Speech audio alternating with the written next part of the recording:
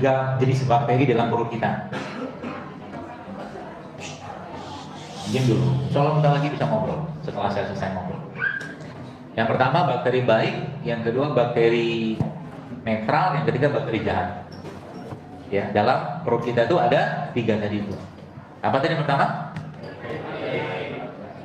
Bakteri baik, bakteri netral, bakteri jahat. Nah, yang paling dominan dari 3 bakteri tadi justru malah bakteri netral.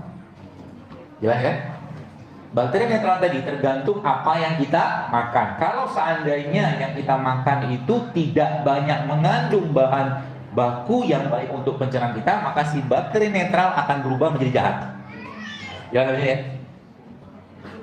Jadi kalau maaf tadi teman-teman lihat kayak akan tadi ketupat tadi itu atau lontong tadi itu, menurut Anda kira-kira itu banyak bakteri, bukan bakteri, banyak mensupport bakteri untuk bakteri netral menjadi baik atau justru malah kebalikan? Kebalikannya kan? Beda dengan cerita tadi kalau Anda tadi makan ubi tadi itu. Semakin banyak bakteri, apa tuh namanya, semakin banyak bakteri netral yang berubah menjadi bakteri baik, maka semakin sehat badannya, semakin tidak bau badannya. Kenapa? Kalau bakteri netral tadi berubah menjadi bakteri yang jahat, maka tubuh akan mengalami pengasaman lah, fermentasi gitu kan. Maka orang-orang yang banyak makan santan, banyak makan tepung yang digoreng, banyak makan yang asam, tubuhnya pun akan ikut-ikutan asam. Iya, tanda-tanda orang asam apa? Banyak. Mulutnya bau, kencingnya bau, BAB-nya bau, badannya bau, keringatnya bau, itu tanda orang asam. Penyebabnya apa? Makanan tadi itu salah satunya. Makan makanan yang kalau saya bahas itu sudah kehilangan elektronnya, gitu kan. Jadi mulutnya bau tuh, orang asam tuh. Kemudian pipisnya, maka coba teman-teman kalau Anda mudah-mudahan nggak tahu sih suka apa enggak, berarti kayak jengkol itu kan asam. Jengkol, pete itu kan asam. Biasanya habis makan jengkol, kencingnya gimana? Bau kan, karena asam. Ya. Durian itu juga asam. Makanya kalau orang durian nggak kuat badannya tadi untuk makan durian tadi, dia akan angin. Termasuk juga nanti BAB-nya juga akan bau asam. Ya. Dan yang paling luar biasa lagi buat sekalian, semakin banyak makanan asam yang dia makan, maka akan semakin asam juga pikirannya. Serius.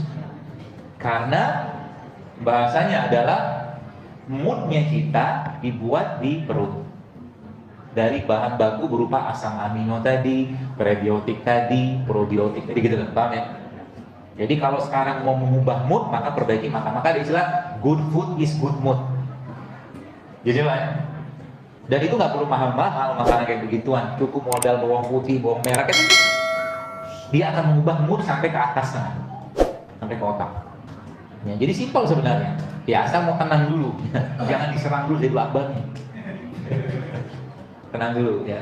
Termasuk juga kadang-kadang pernah Anda lihat saya cerita tentang susu sapi gitu kan. Ya bukan saya mengharamkan susu sapinya, karena susu sapi itu jelas. Dalam Al-Quran jelas, dalam hadis jelas. Tapi bukan susu sapi yang diproses. Gitu maksudnya. Ya.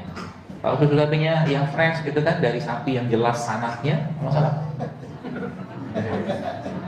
Sapi yang jelas sanatnya.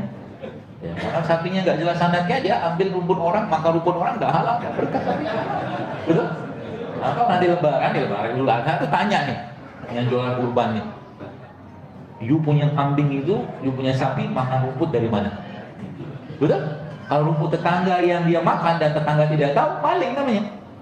Betul? Sanadnya kan. Jadi minta sama Allah. Termasuk juga tadi misalkan, tadi kan saya masukin kismis apa tadi itu kan segampang-gampang saya aja, karena bagi saya itu bagian cara kita memanjakan tubuh kita dengan apa yang Allah ciptakan. Ya. Jadi semakin kita baik bersedekah ke badan kita, semakin kita bersyukur. Maka jangan lagi bilang almonikum mahal, minta sama Allah, ya Allah murahkan almond untuk saya. Bisa kan? Apa susahnya doa kayak begitu? Almond sehat, Anda baca postingan, beberapa postingan di toko saya sih, tadi saya nggak belum posting. Almond itu dahsyat, luar biasa, bagus banget. Termasuk dia punya kulit arinya itu juga sangat baik. Almond itu. Jabatan bukan produk lokal kan. Kalau nggak ada produk lokal, kalau produk lokal kita apa ya banyak kacang-kacangan lokal aja nggak apa-apa. Tapi biji-bijian maksudnya. Ya kalau nggak ada almond, tapi kalau memang dapat rezeki beli almond, beli almond. Ya, sebagai bentuk kita bersyukur dengan badan. Ya. Jadi dalam otak kita itu tidak ada kamus mahal. Buang kamus. Kata-kata mahal itu dibuang. Saya ajarin caranya ya ini. Kenapa kita bicara kalau kita makanan yang sehat, maka pikiran sehat, banyak ide sehat. Gitu loh. Saya tuh pernah pengen beli jam sekarang. Cerita. Jam itu buat saya harganya lumayan. Berapa juta gitu kan. Tapi saya merasa pengen beli jam. Namanya juga pengen. Kita kalau kita pengen beli sesuatu, beli aja gitu kan, nggak masalah. Ya. Beli, waktu itu belum ada duitnya. Terus saya bilang sama jam itu, bukan bilang sama jam, saya bilang sama Allah gitu kan, dalam bahasa doa, ya Allah tolong murahkan jam ini untuk saya pengen beli, saya bilang. Gitu caranya kan. Adalah mungkin tidak ada 6 bulan, berapa bulan kemudian Allah kasih rezeki saya dan saya bisa beli jam itu. Gitu caranya. Ini mengatur. Bagaimana kita mengatur? Muslim itu nggak boleh ada kata-kata menyerah. Nggak bisa gitu. Beli jam itu. Saya pakai dan saya merasa apa kan? Kegantengan saya meningkat. Merasa apa kan? Subjektif. Lucu-lucuan sedikit. Kalau ditanya jam itu jam berapa?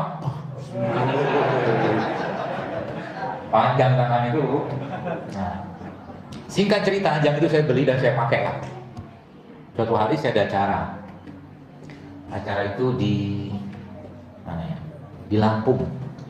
Lalu saya lagi nunggu panitia jemput. Saya sholat duha.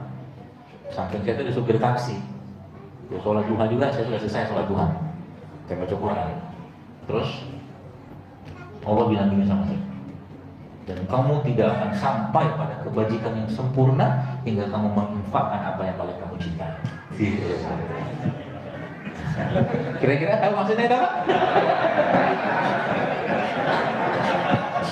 Abdurrahman bin Auf pernah dibacakan Nabi ayat itu dan seluruh kebun kurma dia infakkan. Ceritanya begitu.